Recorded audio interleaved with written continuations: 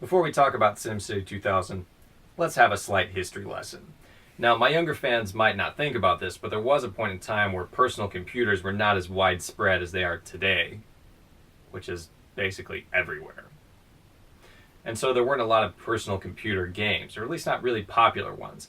I mean, even I had a Super NES at age 6, but we didn't necessarily get a computer in the house until 5th grade maybe, and we didn't exactly get many big games on it until a little bit later. But the first big one I remember was something called SimCity 2000.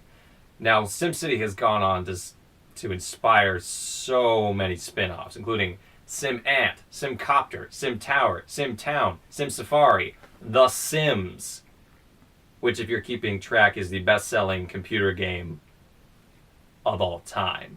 But back in the day, the Sim franchise was about building a city, making it grow, making it the best city you could be.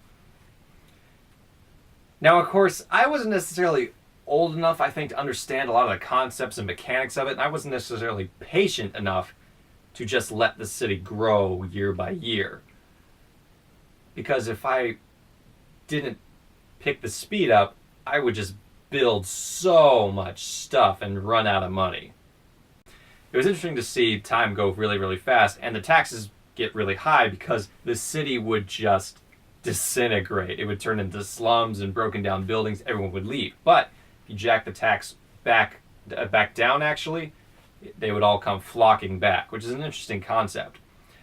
Like all kids, I think once I got sick of building my city, I would hit it with every disaster known to man, especially that giant little spidery robot, which in some modes would use a laser to turn things into wind generators.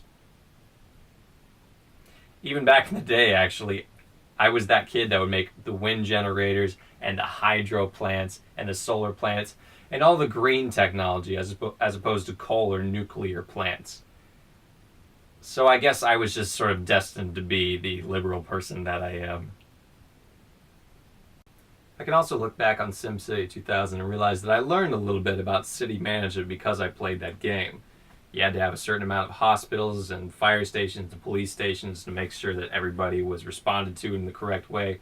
You had to have zones where people lived and zones where people worked and zones where the industrial areas were. You had to make sure you had enough power and roads to make sure there wasn't traffic and all these things that make cities work. And actually, SimCity 2000 may have made me a little bit interested in city structure. So I guess it was sort of educational and at the same time really fun. Not exactly what you would get with a first-person shooter, but overall a very enjoyable experience. And I think there are SimCity games out there today, but I guess I just haven't been paying much attention. For me, SimCity 2000 was really, really fun, and it was a sad day when I realized that the computer I had was too new to run it.